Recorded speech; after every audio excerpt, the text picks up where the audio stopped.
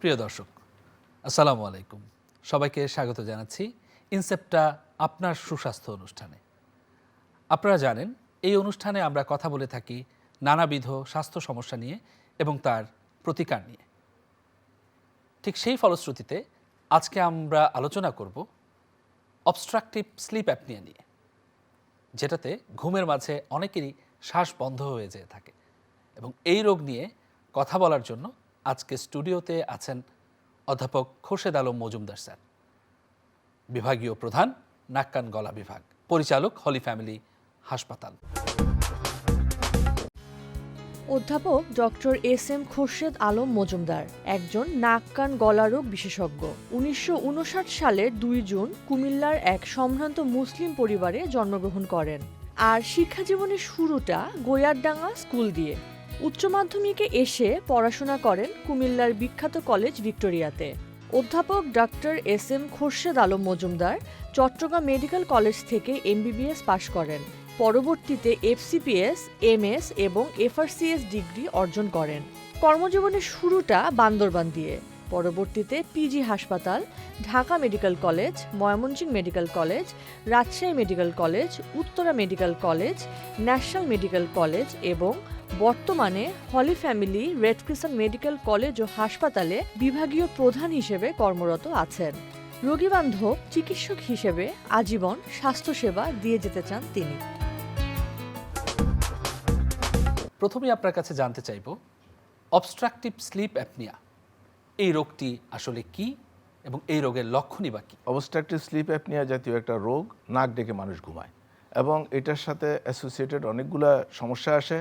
এবং এটার মেইন একটা জিনিস হলো যে খুব জোরে জোরে নাক ডেকে ঘুমায়, এতে করে পাশে যারা থাকে তাদের ঘুমে ডিস্টার্ব হয় এবং যিনি নাক ডেকে ডেকে ঘুমান ওনার শারীরিক অনেকগুলো সমস্যা দেখা দেয়।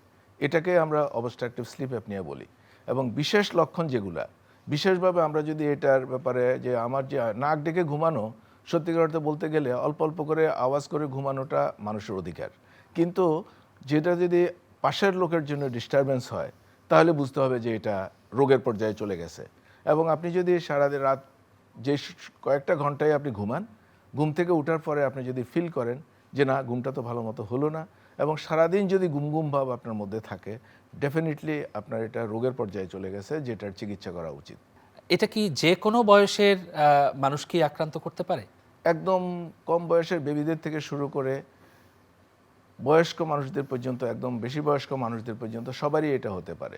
বেশিরভাগ এফেক্টেড হয় মধ্যবয়সী মানুষরা, এবং তার সাথে যাদের ওজন বেড়ে যায়, যারা স্থূলাকার হয়ে যায়, তাদের এটা খুব বেশি হয়। ওজনের সাথে এটার একটা মারাত্মক সম্পর্ক আছে। কিন্তু পাতলা মানুষেরও অনেকের মধ্যে দেখা যায় যখন নাক এবং গলার মধ্যখানের গঠন প্রণালীতে বাতাসের যে স্পেসটা, এটা যখন তুলনামূলকভাবে ন্যারো হয়ে যায়, তখন এই বাতাস যখন ওনার শরীরের জন্য অপ্রতুল হয়, তখন সেই লোকটা নাকেও নিঃশ্বাস নেয়, কিছু বাতাস মুখে দিয়েও নেয়, তারপরও খুব আওয়াজ হয়। কাজেই এটা আসলে ইনভেস্টিগেশনের দরকার আছে। এই অবস্ট্রাকটিভ স্লিপ অ্যাপনিয়া এটা নির্ণয়ের জন্য আমরা সাধারণত কি কি পরীক্ষা নিরীক্ষাগুলো সাজেস্ট করে থাকি? বেশিরভাগ ক্ষেত্রে দেখা যায় স্পাউস অথবা ফ্রেন্ডসরা এই পেশেন্টদেরকে নিয়ে আসে। আসার পরে ওনাকে ইনভেস্টিগেশনে যাওয়ার আগে কিছু ক্লিনিক্যাল এক্সামিনেশন আমরা করি, যেটা আসলেই খুবই গুরুত্বপূর্ণ। আমরা যে পরীক্ষার কথা যে বলবো, প্রথমে আমরা ওনাদেরকে ক্লিনিক্যালি এক্সামিন করি, অর্থাৎ দেখি যে নাকের এয়ার প্যাসেজটা ন্যারো, হাড্ডি বেড়ে গেছে, মাংস বেড়ে গেছে, অথবা গলার ভিতরে টনসিল বা আশপাশের যে প্যাসেজের যে আশপাশের মাংসগুলা, এই মাংসগুলো যদি পরিমাণে অনেক বেড়ে যায়, এবং জিহ্বার গোড়ায় দেখি, জিহ্বা পরীক্ষা করলে দেখি যদি যে কারো কারো জিহ্বাটা তুলনামূলকভাবে একটু বড় হয়। কাজে উনি কতটুকু এই ৩-৪টা লেভেলে, একটা হলো নাকের সামনে, আরেকটা হলো নাকের পিছনে, আরেকটা হলো আলা জিহ্বার জায়গায়, আরেকটা হলো জিহ্বার গোড়ায়, এই কোন লেভেলে ওনার অবস্ট্রাকশান। কাজে এইটা নির্ণয় করার জন্য আমরা সবচেয়ে স্ট্যান্ডার্ড পরীক্ষা যেটা করে থাকি, এটাকে বলি পলিসomnogram। পলি মানে মাল্টিপল স্লিপ স্টাডিজ। এখানে আমরা এই একটা পরীক্ষা, এটা স্লিপ ল্যাবে করতে হয়, এবং ল্যাবের এই স্টাডিতে একটা কম্পিউটারাইজড মেশিন দিয়ে আমরা যে স্টাডি করি, তার মধ্যে দেখতে চাই উনি কত জোরে স্নোর করে, কতগুলো স্নোর করে, কতবার ওনার নিঃশ্বাস বন্ধ হয়ে যায়, ওনার বুকের মুভমেন্ট কেমন, পেটের মুভমেন্ট কেমন, অক্সিজেন কমে যাওয়ার পরে শরীরে চোখের মুভমেন্ট কেমন, ওনার হার্টের প্রতি কী ইফেক্ট পড়ে, ওনার ব্রেইনের পরে কী ইফেক্ট করে, ওটা ইজি দ্বারা দেখা হয়। ওনার ইসিজি রেগুলেট করে ওনার হার্টের কতটা কী অবস্থা। ওনার অনেক সময় আছে যে লিম্ব মুভমেন্ট করে ফিজিক্যালি, এবং উনি যে কতবার নিঃশ্বাস বন্ধ হলো প্লাস কতটুকু অক্সিজেন লেভেল কমে গেল, এই প্রত্যেকটা জিনিস মেজার করে আমরা একটা ডায়াগনোসিসে আসি। এবং আরও ডাইস নামে একটা টেস্ট আছে যেটা দিয়ে আমরা পরিষ্কারভাবে বুঝতে পারি যে এই পার্টিকুলার লোকটার কোন লেভেলে অবস্ট্রাকশন, এবং ওই লেভেলের অবস্ট্রাকশনটা যদি আমরা রিলিভ করে দিতে পারি তাহলে ওনার সিমটমও চলে যাবে, উনি রিলিভও হয়ে যাবেন। ওনার নেক সারকামফারেন্স কেমন, ওনার এই জিনিসগুলো কিন্তু খুব ইম্পর্টেন্ট, যে ওয়েট এবং ওনার এই যে হাইট, এই হাইটে আপনার কত ওজন হওয়া। কাজে এটা ফলো করে নিজে এটাকে কন্ট্রোল করে যে রেঞ্জ আছে রেঞ্জের মধ্যে থাকলে দেখা যায় এই স্লিপ অ্যাপনিয়াটা মানুষের কমে যায়, ভালো হয়ে যায় অনেকের। স্লিপ অ্যাপনিয়া রোগে পুরুষরা বেশি আক্রান্ত হন, এটা কতটুকু সত্য? এটা একদম ট্রু, কারণ পুরুষদের নেক, গলা এইদিকে চর্বি তুলনামূলকভাবে বেশি জমে। মেয়েদের হরমোনাল প্রোটেকশনের জন্য এই জায়গাগুলো রিলেটিভলি থিন থাকে, যার কারণে ওনাদের এয়ার প্যাসেজটা রিলেটিভলি মোটা থাকে। এক্সেপশন তো আছেই, কারো কারো হয়, কিন্তু পুরুষরা স্থূলাকার হয় এবং মোটা হলেই দেখা যায় নেক মোটা, জিহ্বা মোটা, ফ্যারিংসের নাকের এই পাশে চর্বি জমে, প্যাসেজটা ন্যারো হয়ে যায়। এবং প্যাসেজ ন্যারো হলে ওনার শরীরের যেটুকু ডিমান্ড অফ অক্সিজেন আছে, ওনার যে নাক এবং গলা মিলে শ্বাসনালীতে সাপ্লাই অফ অক্সিজেনের যে প্যাসেজ, এই দুটার মধ্যে যদি মিসম্যাচ হয়, দুটোটা যদি সাপ্লাইটা যদি শরীরের প্রয়োজনের তুলনায় এডিকুয়েট না হয়, তাহলেই সাউন্ড হয়। কিছু বাতাস নাকে দিয়ে গেল, কিছু মুখে দিয়ে গেল, ইন বিটুইন আমাদের যে সফট টিস্যুগুলো আছে গলার মধ্যে, এদের মধ্যে ভাইব্রেশন হতে শুরু করে। আর যখনই ভাইব্রেশন হয় তখনই কিন্তু আস্তে আস্তে যে গলার ভিতরের এই মাংসগুলো ফুলতে থাকে, এবং এতে করে আরও ন্যারো হয় জায়গাটা, আরও এটা একটা ভিশাস সাইকেল, গ্র্যাজুয়ালি এটা বাড়তেই থাকে। আমরা যদি কমপ্লিকেশনের কথা বলি, এই পুরুষরা যারা রিলেটিভলি বেশি এফেক্টেড হয়, ওনাদের মধ্যে কার্ডিয়াক প্রবলেমস, হার্টের সমস্যা, এবং যাদের জন্য স্ট্যান্টিং অনেক বেশি লাগে, তারপরে ওনাদের মোটা মানুষের ডায়াবেটিস বেশি হয়, তারপরে ব্লাড প্রেশার বেশি হয়, এবং এগুলো যদি আমরা জাস্ট ওয়েট কন্ট্রোল করি, এই রোগগুলো কিন্তু ভালো হয়ে যায় স্লিপ অ্যাপনিয়ার সাথে সাথে। অ্যাট দ্য সেম টাইম ওনাদের স্ট্রোক, প্যারালাইসিস, অ্যাক্সিডেন্ট, এবং লাস্ট অফ অল সেটা হলো যে ফ্যামিলি লাইফে সেপারেশনও অনেক বেশি, অশান্তি অনেক বেশি এই নাক ডাকা এবং এই মোটা হওয়ার কারণে। কিছু কিছু রোগ আছে যেগুলোর সাথে অবস্ট্রাকটিভ স্লিপ অ্যাপনিয়ার সম্পর্ক রয়েছে, যে ওই রোগটা থাকলে অবস্ট্রাকটিভ স্লিপ অ্যাপনিয়ার চান্স বেড়ে যায়, যেমন হাইপোথাইরয়েডিজম, স্থূলতা আপনি বলেন। এরকম রোগগুলো সম্পর্কে আমাদের দর্শকদের উদ্দেশ্যে আপনি কিছু বলবেন কিনা? হ্যাঁ, এটা আবার বয়স ভেদে আমি একটু বলতে চাই। যেমন আপনি যদি একদম ছোট বেবির কথা বলেন, যেটা একদম 6 মাস 3 মাস থেকে শুরু করে 2-3 বছর পর্যন্ত, ওদের দেখা যায় একটা রোগ হয় ল্যারিঙ্গোমালেশিয়া। ওরা জন্মগতভাবে ল্যারিংসটা সফট, ওরা যখন নিঃশ্বাস নেয় তখন ল্যারিংসটা কলাপস করে। এটাও কিন্তু স্লিপ অ্যাপনিয়ার একটা ধরন, যে ও ঘুমের মধ্যে নিঃশ্বাস বন্ধ হয়ে যায়। ওদের ট্রিটমেন্ট ল্যারিঙ্গোমালেশিয়া যেমন, এগুলোর মেডিকেল ট্রিটমেন্টও আছে, অপারেশনের ট্রিটমেন্টও আছে। আবার যদি আপনি বলেন ল্যারিঞ্জিয়াল ক্ল্যাফট জন্মগতভাবে হয়ে থাকে, এগুলোরও অপারেশনের ট্রিটমেন্ট আছে, মেডিকেল ট্রিটমেন্ট আছে। আর একটু বয়স বাড়ার কথা যখন আমরা বলবো, সেখানে বলবো যে বাচ্চাদের এডিনয়েডস, নাকের পিছনে একটা মাংস টনসিলের মতোই বাড়ে। ওই নাকের পিছনের এই বাতাস নেওয়ার প্যাসেজটা একটা লিমিটেড প্যাসেজ, এখানের মধ্যে এডিনয়েডসটা যদি, এটা একদম সাইজের সাথে ডাইরেক্টলি রিলেটেড, ওই জায়গাটা যদি কারো বন্ধ হয়ে যায়, তাহলে বাচ্চার গ্রোথের সাথে সাথে এই এডিনয়েডটা যখন বড় হয়, আবার এটার কিন্তু একটা লাইফ হিস্ট্রি আছে। এডিনয়েডসটা জন্মের সময় থাকে না, 3 বছর বয়সে এটা দেখা দেয়, 7 বছর 10 বছর পর্যন্ত এটা বড় হয়, 12 বছরে এটা ছোট হতে শুরু করে, 20 বছরে চলে যায়। আপনার আমার সবারই এডিনয়েড ছিল, বাট কোনো সময় এটা বড় হয়ে ওই নেজাল প্যাসেজটার বেশিরভাগ অংশ বন্ধ করে দেয় নাই। কিন্তু যাদের বেশিরভাগ অংশ বন্ধ করে দেয়, যাদের অক্সিজেনের খুব প্রয়োজন হয়, ওই বাচ্চাটা যদি গ্রো করতে থাকে, এই এডিনয়েডের কারণে ওর কিন্তু মেধা বিকাশ, ইন্টেলিজেন্স ডেভেলপমেন্টটা মারাত্মকভাবে বাধাগ্রস্ত হয়। সমান বয়সে অন্যান্য বাচ্চাদের তুলনায় ওর বুদ্ধির পরিমাণ কম হয়, ক্লাসের দিকে ওরা দেখা যায় যে পিছিয়ে যাচ্ছে, লেখাপড়ায় আগাচ্ছে না। মায়েরা লক্ষ্য করেন যে বাচ্চা তো ঘুমের মধ্যে মুখ খুলে ঘুমায়, নাক ডাকে। এই নাক ডাকা রোগ বাচ্চাদের জন্য কিন্তু ট্রিটমেন্ট করা খুবই এসেনশিয়াল, খুবই প্রয়োজন। কারণ এই বাচ্চাটা তো বড় হলে, তার যথেষ্ট ইন্টেলিজেন্স নিয়ে একটা বাচ্চা বড় হলে সে লেখাপড়া করবে, সে বুদ্ধিশুদ্ধি হবে, ব্যবসা করবে, চাকরি করবে, সবখানেই তার প্রমোশন আছে, সবখানেই তাকে কম্পিটিশনে যেতে হবে। কাজে বুদ্ধিটা এখানে কিন্তু খুবই দরকার ডেভেলপ করা। কাজে এটা একটা সময়, স্পেশালি আমরা বলি যে 3 বছর থেকে 10-12 বছর পর্যন্ত, এই সময়ের মধ্যে এটা এক্সরে করে যদি দেখা যায় এটার অর্ধেকেরও বেশি স্পেস বন্ধ করে দিছে, এটা সার্জারি করে নেওয়া উচিত। আপনি যদি বয়স্ক মানুষদের কথা বলেন, এবং একটা স্টাডি, অনেকগুলো study, lot of studies, scientific study আমরা এদেশে আমরা কম করি, বাট ইউরোপিয়ান আমেরিকানরা সবগুলো জিনিসের ডাটা ওনাদের কাছে থাকে। ওগুলো থেকে দেখা গেছে বয়স্ক মানুষদের ক্ষেত্রে যখনই ওনারা নাক ডাকেন 60 পরে 70 পরে ওনাদের ট্রিটমেন্টও আর ওইভাবে করা যায় না। ওনাদেরকে যদি আমরা একটা মেশিন পাওয়া যায় যেটা দিয়ে ওনাদেরকে সাপোর্ট দেওয়া হয়, সিপ্যাপ মেশিন, তাহলে ওনারা ওনাদের এই স্টাডিতে দেখাইছেন যে অ্যাভারেজ 5 থেকে 10 বছর মানুষ বেশি বাঁচে। হয়াতমত আল্লাহর হাতে নিঃসন্দেহে, কিন্তু এই জিনিসটা সাপোর্টের জন্যই একটা মানুষের আয়ু বেড়ে যায় লাইফস্টাইল চেঞ্জের কারণে। এটা বয়স্কদের জন্য। আর মধ্যবয়স্কদের জন্য দুইটা অপশানে থাকে, আপনি সিপ্যাপ মেশিন ইউজ করে আপনি এটা থেকে রিলিফ পেতে পারেন, কিন্তু সবচেয়ে বেস্ট ওনাদের জন্য অপশান হলো সার্জারি করে আপনি যদি নাকের পিছনে, গলা, জিহ্বার পিছনে যদি স্পেসটাকে মোটা করে নিতে পারেন, প্রপারলি অক্সিজেন যায়, তাইলে তো আপনার আর কোনো সাউন্ডও হবে না, সকালে ঘুম থেকে উঠে একদম ফ্রেশ, এবং সারাদিন কাজ করবেন উইথ ইন্টেলিজেন্ট ওয়ে, বিজনেস করবেন, কাজকর্ম সব কিছুতে আপনি শান্তিতে কাজ করতে পারবেন। আপা 4 দিনের ছুটি পেলাম, তাই ফ্যামিলি নিয়ে ঘুরতে যাব।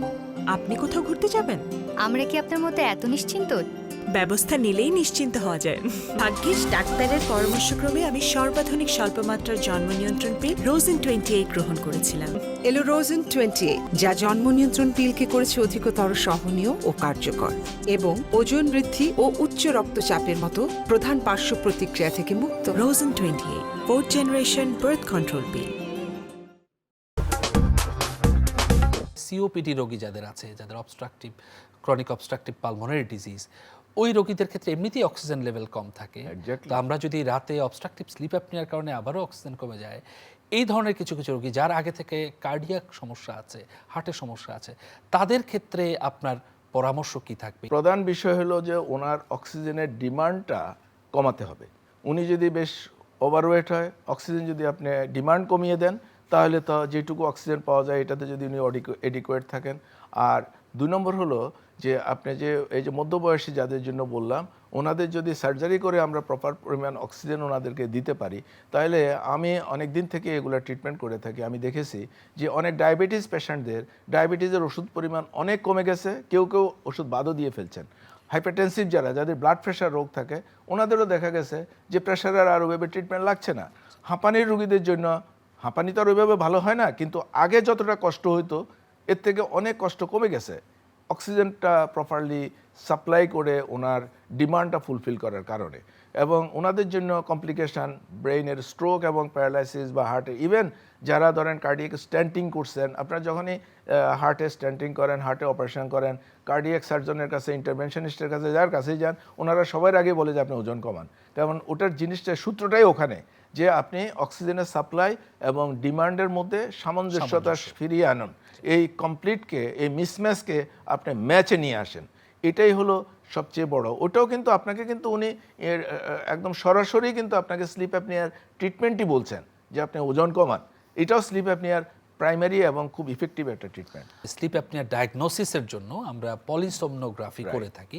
তো পলিসোমনোগ্রাফির প্রক্রিয়াটি কিন্তু রোগীকে একটা টেস্ট করার জন্য হাসপাতালে সারা রাত থাকা লাগছে এবং তার একটা পূর্ব প্রস্তুতি লাগছে।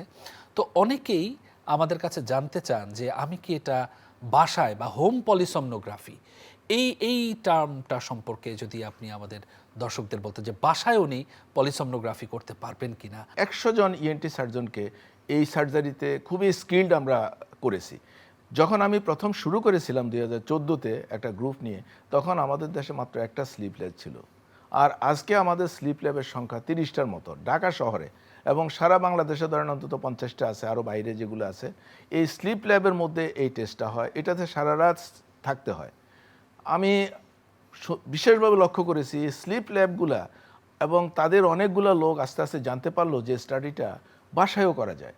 একই মেশিনটা ওনাকে যদি আমরা বাসায় সেট করে দেই, ওনাকে দেখিয়ে দিই এভাবে সেট করে আপনি এটা টেস্ট করবেন, তাহলে আজকে কমপক্ষে 50টার বেশি স্লিপ টেকনোলজিস্ট এই বাসায় বাসায় এই টেস্ট করে আমাদের মানুষকে এই সার্ভিসটা দিচ্ছে ঢাকা শহরে, যেটা 2014, 15, 16 দিকে 0, এবং 17, 18, 19, 20 থেকে আস্তে আস্তে আজকে 50টা লোক এই মানুষদের রিক্রুট করতেছে। কার কতটা কষ্ট, তার এগেনস্টে ট্রিটমেন্টের জন্য প্ল্যান করা যাচ্ছে, মানুষের অসুবিধা ভালো হচ্ছে। এবং সর্বোপরি আমি বলবো যে আমাদের এই পৃথিবীর উন্নত দেশগুলোতে এই লোক হাজার হাজার লোক এভাবে কাজ করে, আমাদের এখানেও আমাদের লোকজন আরও অনেক বেশি দরকার এটাতে ইনভলভ হওয়া। হোম স্লিপ স্টাডি অনেক কম টাকায়, যেহেতু একটা ল্যাব ইউজ করতে হচ্ছে না, একটা রুম ইউজ করতে হচ্ছে না, একজন অবজারভার লাগছে না, সেজন্য অনেক কম টাকায় এই জিনিসটা বাসায় করা হয়, ইকুয়াল রেজাল্ট পাওয়া যায়। এবং এতে করে ট্রিটমেন্টটা কি সার্জারি করতে হবে নাকি সিপ্যাপ মেশিন ইউজ করতে হবে, এই পেশেন্টের অক্সিজেন লেভেল বা প্যারামিটারগুলো কোনটা কতটা কমে গেল এটা আইডেন্টিফাই করে একজন রেসপিরেটরি ফিজিশিয়ান, একজন ইএনটি সার্জন, একজন স্লিপে ইন্টারেস্টেড যে কোনো মেডিকেল ফিজিশিয়ান ওনাকে প্রপার অ্যাডভাইস দেওয়ার জন্য এই সুবিধাটা, যে সুবিধাটা আমাদের দেশে ছিল না, এটা আপনি একটা খুবই প্রয়োজনীয় জিনিসের প্রশ্ন করেছেন। খুবই চিপ একটা টেস্ট, এটা করে অ্যাসেস করে পরবর্তীতে চিকিৎসার দিকে আগান। কনজারভেটিভ ট্রিটমেন্টের সম্পর্কে আমাদেরকে যদি আপনি কিছু বলতেন, যে কাদের ক্ষেত্রে আমরা কনজারভেটিভ যাব এবং কাদের ক্ষেত্রে একটু অ্যাগ্রেসিভলি আমরা ট্রিটমেন্টের দিকে যাব। আমরা পেশেন্টদেরকে রিক্রুট করার পরে মোর দেন 90% পেশেন্ট শুধু অ্যাডভাইস এবং কনজারভেটিভ ট্রিটমেন্টেই ভালো হবেন এবং ভালো হন। অনলি 10% পেশেন্ট সার্জারি লাগে। সার্জারি কিন্তু একদম কম মানুষের লাগে, এবং যাদেরকে কোনোভাবেই ওজন কমানোও যাচ্ছে না, নাক গলার মধ্যে অ্যাবনর্মাল কিছু টিস্যু আছে, হাড্ডিটা এত বেশি বেঁকে গেছে যে এটা দিয়ে উনি নিঃশ্বাস নিতে পারছেন না, টনসিলগুলো অনেক বড় হয়ে আশপাশের সব টিস্যু ফুলে একদম ন্যারো হয়ে গেছে, বা ল্যারিংসের ওখানে শ্বাসনালীর ওখানে দুই দিক থেকে চেপে এসে একদম জায়গাটাকে বন্ধ। ওনাকে আমরা যত রকমের ওজন কমাই যত কিছু করে হবে না, কিন্তু বেশিরভাগ জিনিসের কি অফ ট্রিটমেন্ট হলো ওজন কমানো। ওজন কমানোর পরে যদি রেসিডুয়াল কিছু থাকে, আর ওজন কমানোর জন্য আমি একটাই সিম্পল ক্লু বলবো, সেটা হলো যে সিরিয়াল জাতীয় জিনিস, ভাত রুটি এই জাতীয় জিনিস কম খাওয়া। গ্র্যাজুয়ালি আপনি যদি ওজন খাওয়া কমাতে থাকেন, মাছ মাংস শাকসবজি ফ্রুটস ডেফিনেটলি এডিকুয়েট পরিমাণে খাবেন, কিন্তু ভাত রুটি এবং মিষ্টি জাতীয় জিনিস, সিরিয়ালস, গ্লুকোজ অ্যান্ড ফ্রুক্টোজ, এটার পরিমাণ যদি আপনি কমান, আপনার চিকিৎসা স্বাভাবিক হতে বাধ্য। আমাদের এই অবস্ট্রাকটিভ স্লিপ অ্যাপনিয়া রোগটার সার্জিক্যাল ট্রিটমেন্টের ব্যাপারে আপনি বললেন বিভিন্ন ধরনের সার্জিক্যাল মডেলিটিস, সিপ্যাপ মেশিনের কথা বা সিপ্যাপ দিয়ে যে চিকিৎসার ব্যাপারটা বেশ শোনা যায়। নাক গলার যে প্যাসেজটা, এই প্যাসেজটা ওনার যে ডিমান্ড সেটার সাথে ইনএডিকুয়েট।